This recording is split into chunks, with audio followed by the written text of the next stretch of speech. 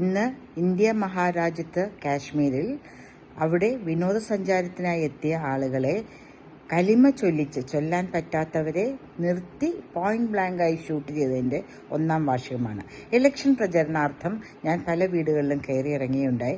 ഒരു വീട്ടിൽ ചെന്നപ്പോൾ എനിക്കൊന്ന് ടോയ്ലറ്റിൽ പോകണമെന്ന് തോന്നി. അവിടുത്തെ സ്ത്രീയോട് ഞാൻ പറഞ്ഞു, എനിക്കൊന്ന് ടോയ്ലറ്റിൽ പോകണമല്ലോ. അവരുടെ ബെഡ്റൂമിൻ്റെ അടുത്തുള്ള ഉള്ളിലുള്ള മുറിയിൽ എന്നെ കൊണ്ടുപോയി. ഞാൻ ബാത്റൂമിൽ നിന്ന് ടോയ്ലറ്റിൽ നിന്ന് ഇറങ്ങി വരുമ്പോൾ കാണുന്നത് അവർ ഡോറ് കുറ്റിയിട്ട് അതിൻ്റെ ഉള്ളിൽ നിൽക്കുന്നത്. ഒരു മിനിറ്റ് നേരത്തേക്ക് ഞാൻ ആകെ പരിഭ്രമിച്ചു പോയി കേട്ടോ. അപ്പോൾ അവർ പറഞ്ഞു, എനിക്ക് മനസ്സിലായി നിങ്ങൾക്ക് ഞങ്ങൾ ഏത് മതവിഭാഗത്തിൽപ്പെട്ടിട്ടാന്ന് മനസ്സിലായില്ല. നിങ്ങൾ നോക്കുമ്പോൾ നിങ്ങളെപ്പോലെ തന്നെ വേഷവിധാനം ചെയ്ത ഒരു യുവതിയായ ഞാനും എൻ്റെ മകളും കൂടി ഇരുന്ന് ലൂഡോ കളിക്കുന്നു. അപ്പോൾ നിങ്ങൾ ആ ഒരു വിശ്വാസത്തിലായിരിക്കും ടോയ്ലറ്റിൽ പോയിക്കോട്ടെ എന്ന് ചോദിച്ചത്. ഒരു കാര്യം പറയട്ടെ സഹോദരി, ഞങ്ങളുടെ മതവിശ്വാസികൾക്കായിട്ട് 51 രാജ്യങ്ങളുണ്ട്.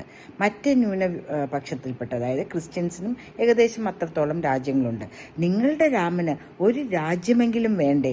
എന്തിനാണ് ഇത്രയ്ക്കധികം ഞങ്ങളുടെ മതസ്ഥർ ഇവിടെ വിഭാഗീയത ഉണ്ടാക്കാനും പ്രശ്നങ്ങൾ ഉണ്ടാക്കാനും നോക്കുന്നത്? ഇവിടെ എന്ത് സമാധാനത്തോടും സന്തോഷത്തോടുമാണ് ഞങ്ങൾ ജീവിക്കുന്നത്, മുസ്ലിമുകൾ ജീവിക്കുന്നത്. വേറൊരു രാജ്യത്തിൽ, മുസ്ലിം രാജ്യത്തിൽ, ഒരു ഹിജാബ് പോലും ധരിക്കാണ്ട്, തലയിൽ കൂടി ഒരു തുണി ഇടാണ്ട് എനിക്ക് എൻ്റെ മകളോടൊപ്പം ഇരുന്ന് ഇങ്ങനെ കളിക്കാൻ പറ്റുമോ? ഇങ്ങനെ പരപുരുഷനുൾപ്പെടെയുള്ളവർ വാതിൽ തുറന്നു കൊടുത്ത്, ഒരു സഹോദരിയാണെങ്കിൽ പോലും നിങ്ങളെ ഞങ്ങളുടെ ബെഡ്റൂമിൽ കയറ്റി ബാത്റൂമിൽ പോകാനായിട്ട് സമ്മതിക്കാൻ പറ്റുമോ? എന്തൊരു സുരക്ഷിതത്വമാണ് ഇന്ത്യയിലുള്ളത്?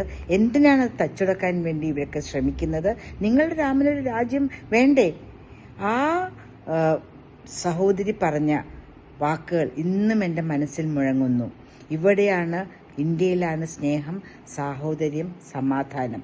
അത് നമ്മൾ തച്ചുടയ്ക്കുന്നവരെ ഒരുമിച്ച് നിന്ന് ചെറുത്ത് തോൽപ്പിക്കേണ്ടതാണ്. രാമചന്ദ്രൻ സാറിൻ്റെ മകള് എന്ത് ഭംഗിയായിട്ടാണ് പഹൽഗാമിൽ നിന്ന് അച്ഛൻ്റെ മൃതശരീരമായിട്ട് വന്നപ്പോൾ ചേർത്ത് പിടിച്ചാണ് സംസാരിച്ചത്. സോഷ്യൽ മീഡിയ ആ കുട്ടിയെ അറ്റാക്ക് ചെയ്യുകയാണ് ചെയ്തത്, ആരതിയെ. അതൊന്നും വേണ്ട, അത് കഴിഞ്ഞു പോയി. അതിന് ഇന്ത്യൻ ഗവൺമെൻറ് തക്കതായ അവിടെ നിയമ നടപടികളുണ്ടായി. തോക്കുകൊണ്ട് തന്നെ മറുപടി കൊടുത്തു. സിന്ദൂരം സേവ് ചെയ്തു, രക്ഷപ്പെടുത്തി. സ്ത്രീകൾ തന്നെയാണ് അവിടെ അറ്റാക്കിൽ പങ്കെടുത്തത്. അപ്പോൾ എൻ്റെ ഇലക്ഷൻ ക്യാമ്പയിനിടയ്ക്ക് ഞാൻ കണ്ട ഈ മുസ്ലിം വിഭാഗത്തിൽപ്പെട്ട അമ്മ പറഞ്ഞതുപോലെ, ആ യുവതി പറഞ്ഞതുപോലെ, നമുക്ക് ഒരുമിച്ച് ജീവിക്കാം, ഒന്നിച്ച് മുന്നേറാൻ. ഈ രാജ്യം എല്ലാവരുടേതുമാണ്. ഭാരതം നമ്മളുടെ രാജ്യമാണ്.